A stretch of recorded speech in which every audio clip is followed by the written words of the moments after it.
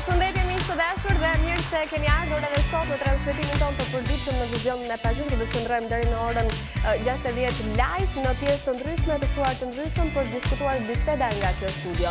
Do ta nisim me një bisedë në fakt sa informuese aq edhe alarmante. Mjafton të kthejmë kokën pas vetëm muaj apo ditë më parë, ku pothuajse në çdo 2 apo 3 edicione informative flitej për dhunën ndaj adoleshentëve, për rrahje, për plagosje, pse jo edhe deri në marrje jete, kur bëhet fjalë për bashkëmoshatar. E madje vetëm dje në kronikat e Departamentit të Informacionit të Vizion Plus është shfaqur një tjetër alarm, siç është ai i konsumimit të lëndëve narkotike, kryesisht të hashashit nga adoleshentët, madje edhe nga 10 vjeçarët. Do të flasim për këtë me të ftuarën e parë në studio, duke dashur pse jo të ngrem zërin dhe të japim edhe informacione për prindrit që kanë fëmijët kryesisht në këtë moshë, pra në moshën e adoleshencës, siç quhet dhe mosha e rebelimit ndryshe. Rikthejmë edhe një herë kronikën që ne kemi marrë sigurisht nga Departamenti i Informacionit për të rinisur më pas bisedën në studio.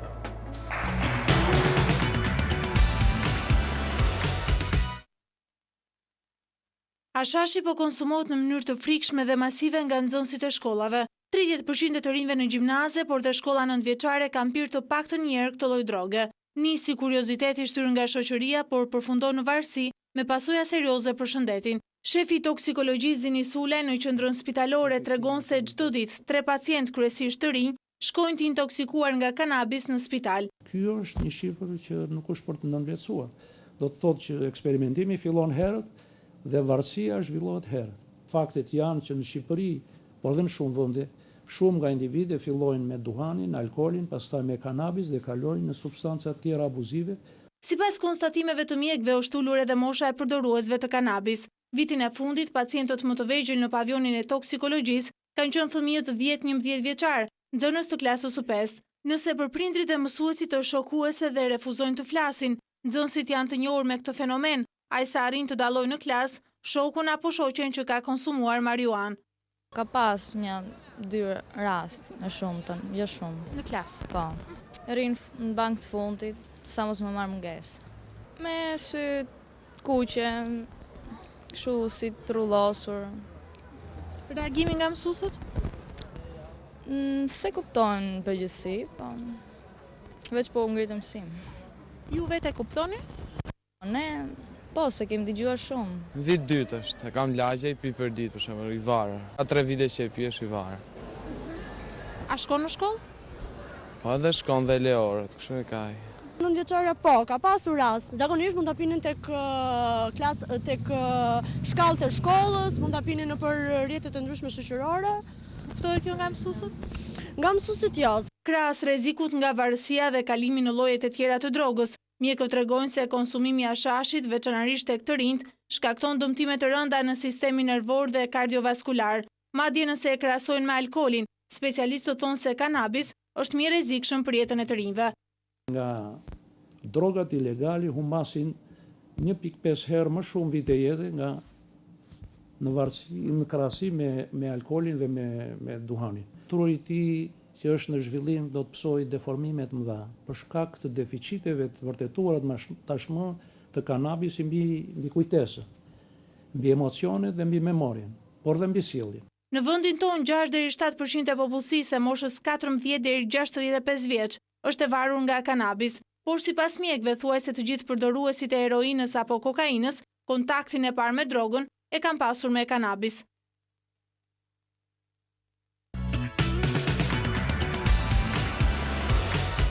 Ishte ky inserti me të vërtet shumë alarmues dhe siç u tha edhe në pjesën e parë të tij, kryesisht mësuesit apo prindrit nuk dëshirojnë të flasin për tema të tilla dhe ne sot do ta trajtojmë me një psikologe. Ju prezantojmë Manjola Baçi, psikologe kliniciste, gjithashtu edhe zëvendës presidente e organizatës New Vision. Faleminderit që jeni në studio.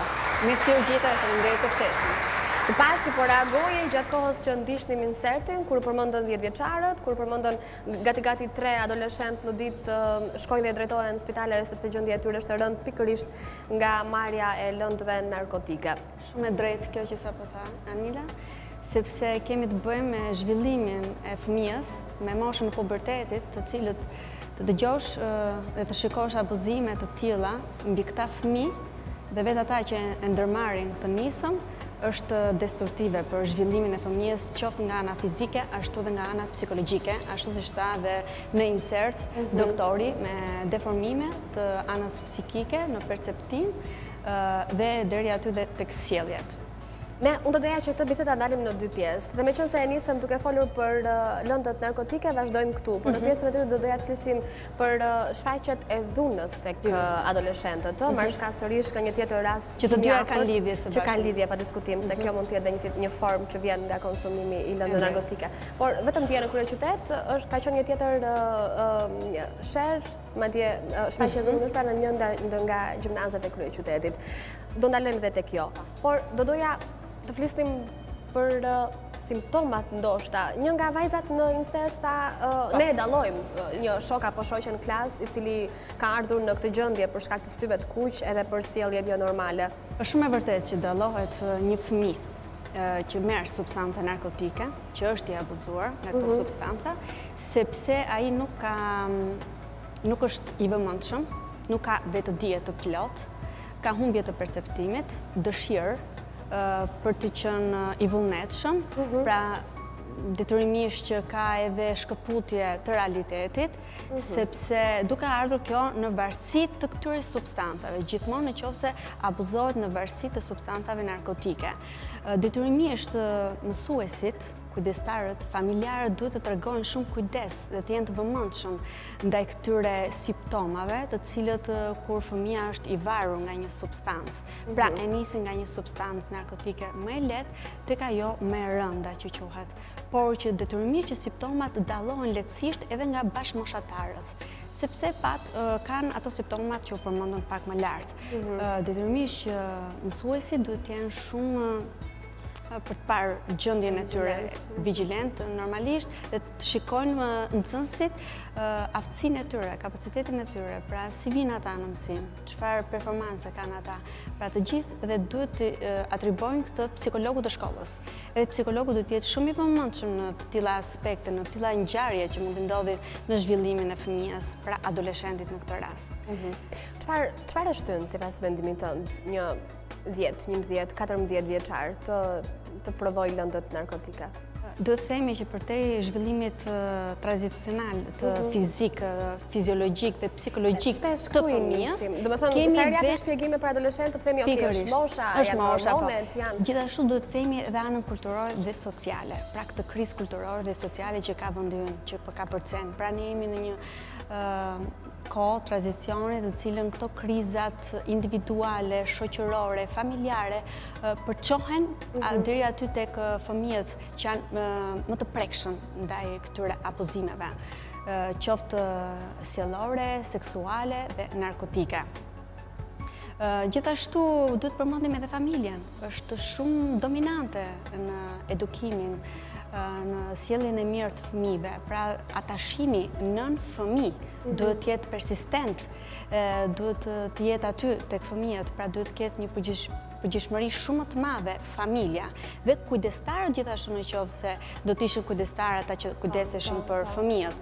Gjithashtu edhe ne i themi kemi një trekënd që është familja, institucioni shkollor dhe vetë individi. Pra duhet të jenë këto komponentë të cilën duhet të rrisin zhvillimin e fëmijës. Dhe nëse fëmia nuk e ka këtë pjesë të përkujdesjes, detyrimisht që bie pre e këtyre fenomeneve të cilët ne i quajmë negative. Atëherë, duke thënë, duke u rikthyer edhe pak pjesës së parë ku ne thamë që është e evidentueshme lehtësisht dhe asnjë nga ata që shoqërojnë jetën e një adoleshenti nuk mund të thotë që unë nuk e dija, qoftë prindi, qoftë mësuesi etj. Absolutisht jo, sepse kemi shumë informacione, pra të rinjt marrin shumë informacione, familjarët marrin gjithashtu informacione dhe gjithashtu kjo transmetohet edhe një fëmijë kur është i abuzuar me substancë narkotike. Edhe çfarë duhet bëjë një prind? Si duhet të jetë përqasja me një adoleshent i cili konsumon lëndë narkotike? Prindi, përpara se fëmia të bie pre e këtij lloji fenomeni negativ, duhet jetë aty kur ai ka nevojë, duhet komunikoj me fëmijën, duhet ta ndihmojë në vështirësitë e tij, sepse fëmia, adoleshenti kalon krizën e tij të identitetit. Pra, njohje mbi veten, konceptin mbi veten, adoleshenti fillon dhe ta shpreh e ka të pashprehur dhe e shpreh atë me rritjen anës fizike dhe emocionale të tij. Në qoftë se i mungojnë këto gjëra dhe nuk i kalon në stadiet e duhura, detyrimisht që ne do të kemi predispozicioni do të jetë më i madh për të rënë pre e këtyre fenomeneve negative. Po si i shpreh? Si i shpreh një adoleshent këtë Duke ditur që adoleshenca ka krizat e veta, rebelimin e saj, detyrimisht që ai do të jetë në sfidë me veten e tij dhe me familjarët apo me kujdestarët që ka. Ne nuk do ta marrim si rivalitet, sepse adoleshenti është rival me bashkëmoshatarin, me mësuesin, me familjarët, por ne nuk do ta marrim si kërcënim këtë pjesën, por duhet të zbutemi, duhet të jemi tolerant ndaj këtij lloji agresiviteti që shpreh adoleshenti, por jo t'ja kthejmë me të njëjtën monedh. Pra këtu do të kemi shumë më tepër kujdes, sepse adoleshenti e shikon si kërcënim këtë dhe kërkon që të mbrohet, dhe kërkon që ta shmangë situatën e tij çfarë po i ndodh dhe të bie prej atyre që gjen më lehtësisht të prekshme. Dhe ku mund ta gjejë në shoqërinë, të cilët mund ta mësoj keq, mund ta gjejë tek një model bashkëmoshatari, mund ta gjejë në ato terren ku është më tepër i predispozuar për të rënë lehtësisht. Pra në qoftë se nuk do të ishte vëmendja e këtyre komponenteve, adoleshenti do të ishte shumë i predispozuar. Çfarë duhet bëjë një prind në të tilla raste? E kupton?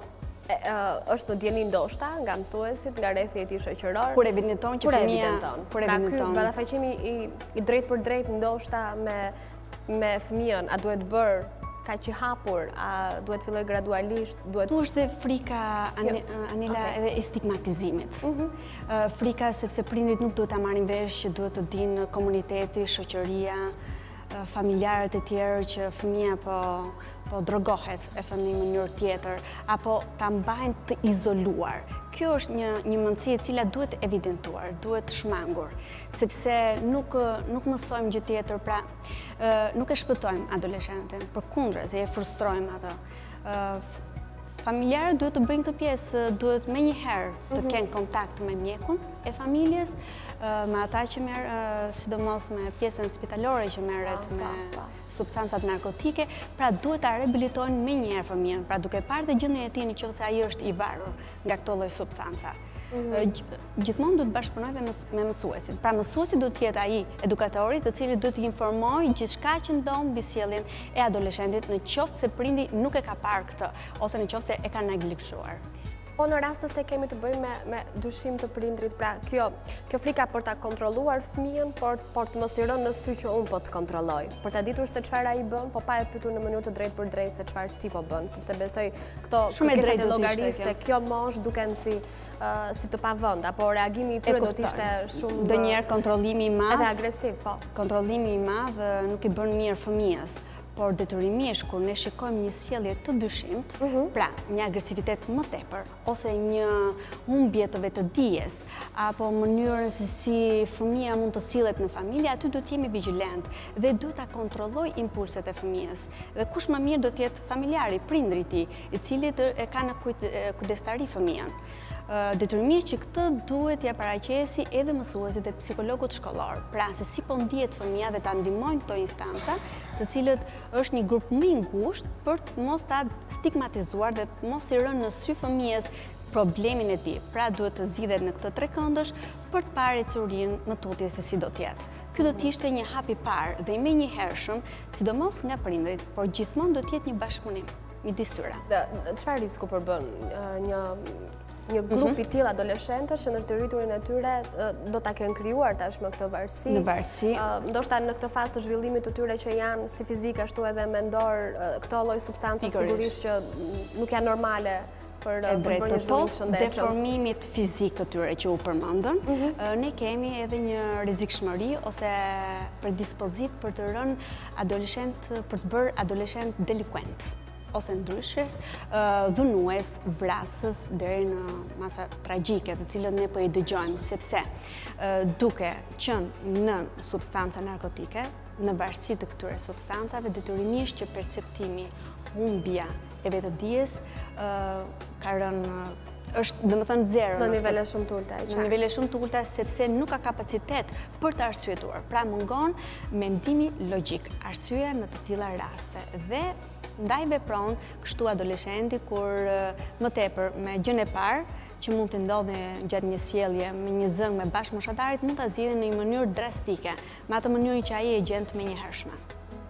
Pra janë raste vërtet tragjike dhe të cilën ne adoleshenti bie pre e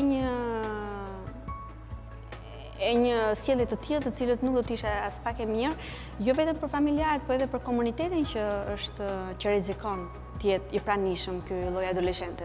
Familje që për fat të keq mund të kenë të tilla raste dhe që janë në dieni, pjesa më e madhe e tyre ndoshta sepse i ka humbur durimin, ndoshta sepse kanë mungesë informacioni, nuk e di, po zgjedhin sjellje të tipit ta mbyllin fëmijën në shtëpi, të mos e lënë të kontaktoj me rrethin shoqëror, duke qenë se për ta shoqëria e keqe është ajo që i ka shtyrë dhe i ka rrëmbyer pas vetes. Këto forma e dëmtojnë më shumë, e rëndojnë më shumë? Padyshim. Apo është një zgjidhje ndoshta e keqja? Është një lloj mendësie që detyrimisht frustrimi, kontrollimi i tepër detyrimisht e bën një fëmijë pasiv, neglizhues për veten e tij. Gjithmonë kontrollimi duhet të jetë gjithmonë duke komunikuar. Atëherë unë duhet të kujdesem për ty sepse ti nuk je. Jo nuk je i aftë, duhet të gjejmë fjalët të posaçme për ta bindur fëmijën, për ta bindur adoleshentin, të cilët ti mund të biesh pre e një rreziku të cilët nuk arrin ta kuptoj, ose kapaciteti yt mendor nuk arrin dot ta shtjelloj. Ne e dimë që adoleshenti ka mënyrën e të menduarit hipotetik dhe abstrakt, por padyshim që është i zhvilluar, ka një kapacitet të tij, ka një karakter të tij, ka formësimin e personalitetit të tij, por jo të gjitha ai arrin të kuptojë dhe të shtjellojë gjërat. Prandaj duhet të jenë prindrit aty që ta ndihmojnë kur ai ka nevojë për një dilemë të tij. Pra, kontrolli të bëhet në varësi vetëm me anë të komunikimit dhe çfarë rezultati ka nëse ti do të marrësh pjesë në këto fenomene negative apo sjellje delinkuente, të cilët ne do t'i quanim nga ana gjuha profesionale antisocial. Pra, predispozitat për të rënë pjesë e këtyre sjelljeve delinkuente çojnë në antisocial. Pra, nga gjitha kjo, mund të themi që një peshë shumë e madhe e përgjegjësisë i bie prindit, mungesa e komunikimit, mosnjoja e fëmijës, mosnjoja e kohës, orareve dhe çfarë ai bën për të mbushur ditën? E gjithë kjo neglizhenca e prindit në qoftë se nuk është aty. Shkolla e shfaq veten shumë indiferente, që do thotë fëmia, okay, kalon këtu disa orë gjatë ditës, nuk mund të kontrolloj dytët e ca nxënës që kam në klasë, ata nuk e konsumojnë brenda ambientit të shkollës, domethënë shpesh janë këto përgjigjet që ne marrim nga personat përgjegjës brenda ambientit të shkollës. Për hir të vërtetës, është e vërtetë sepse nuk bashkëpunohet. Nuk bashkëpunohet si nga mësuesit, si nga psikologët, por kjo nga pamundësia e thënë ndryshe edhe nga familjarët për të rënë pre e komunikimit që duhet ata të kenë, pra bashkëpunimit. Unë duhet të shtroj dhe diçka tjetër shqetësuese, të cilët shumë prindër kërkojnë me të drejtë që psikologu të jetë aty për fëmijën kur shikon këto ndryshimet në sjellje. Por duhet të themi edhe këtë, që psikologu nuk duhet të mbulojë shumë shkolla njëkohësisht. Gjë që bëhet në fakt, gjë që bëhet për hir të vërtetës. Pra nuk do të jetë kështu, sepse ai nuk mund të mbulojë të gjithë këtë lloj kapaciteti dhe emergjencë që kanë mosha adoleshencës. Pra duhet të ketë çdo psikolog çdo shkollë nga një psikolog, të paktën. Të paktën. Edhe më shumë në një shkollë mirë do ishte të mendosh numrin e fëmijëve që ka një klasë në një shkollë. Shumë e drejtë, sepse nuk mbulohet. Nuk mbulohet kapaciteti këtyre nxënësve që kërkojnë detyrimisht emergjenca, nevoja psikologjike, padyshim. Pra duhet të jetë dhe psikologu që të ndjekë këtë lloj rruge, duhet të jetë mësuesi që duhet të ndjekë rrugën e tij, familjarët që duhet të ndjekin rrugën e tij dhe pastaj komuniteti duhet të bëjë punën e tij, pra të mos jetë indiferent nëse ne shikojmë një sjellje delinkuente të një adoleshenti me bashkëmoshatarët e fëmijëve tanë, por t'i ndihmojmë ata, pse jo t'i drejtojmë ata në vende të posaçme. Unë do të thoja të përmendja edhe këtu, a është e mirë që të rehabilitohen këta fëmijë delinkuent? Sot bota jashtë e ka thyer disi këtë pjesën, sepse e shikojnë si pjesë të stigmatizimit të madh të adoleshentit, ku e frustrohet adoleshenti aty dhe ai nuk e kërkon këtë, sepse humbet kontrollin mbi veten e tij. Por po gjehen mënyra të tjera të cilët ata i socializojnë njëkohësisht, pra marrin edukimin posaçërisht për ta, ka një edukim ekstra kurikular të atyre bashkëmoshatarëve të tjerë dhe i rëndisin në komunitet, i praktikojnë duke i trajtuar sigurisht si të barabartë. Pra të barabartë, pra të mos të jemi aty duke estigmatizuar sepse ai bëhet më keq. Detyrimisht që kemi dhe modele të cilët na çojnë në dhunë, ashtu si verbale dhe jo verbale, të cilët adoleshenti i ka më tepër të përftuara, pra më tepër përfton timin, pra modelet, të cilët dhe ku degradon dhe në sjelljen e tyre. E në fakt, këtë do doja të pyesja në këto momente. Është e tmerrshme të mendosh se sa është numri i adoleshentëve, pothuajse çdo javë lexojmë në gazete, dëgjojmë në kronika lajmesh që kryen vjedhje, rrahje, plagosje, vrasje, gjithçka po kryhet sot nga 14-15 vjeçar. Çfarë po ndodh? Ti me syrin tënd si psikologe si është? Atëherë, duke qenë që adoleshenta është në krizën e saj, pra ky adoleshent ka më tepër të shprehur egoizmin e tij. Pra, ai kërkon që të rritet para kohe dhe të jetë rival me çdo gjë. Pra, kërkon të jetë superior, ndërkohë që ndihet inferior nga kjo anë, pra nga ana e shoqërisë, sepse ai nuk është i socializuar. Pra, një fëmijë delinkuent i predispozuar për të rënë pjesë e delinkuencës është më tepër i izoluar, i frustruar, pra nuk ka një komunikim me familjen e tij, është i përjashtuar ose deri diku i braktisur nga familja e tij. Dhe prandaj ndodh tek adoleshenti që të ketë sjellje të dhunës, verbale dhe jo verbale. Pra, me këtë duhet të kuptojmë që ky është një akumulim që ka ndodhur që nga fëmiria e deri në këtë fazë është e lidhur me atashimin. Pikërisht. Unë përmenda pak më parë, ka shumë të bëjë atashimi, lidhjes nën fëmijë. Pra duhet bërë ky stad, në qoftë se ky stad mohohet dhe për hir të shumë faktorëve të tjerë, detyrimisht që kemi për të rënë në pre e këtyre fenomeneve adoleshenti, sepse nuk ka bazën e komunikimit, nuk ka këtë afeksionin emocional, pra të përftuar gjatë eksperiencës së tij fëminore dhe në rritje në vazhdim, sepse duhet jetë aty persistent familjari, prindi, apo qoftë kujdestari në qoftë se i mungojnë fëmijës.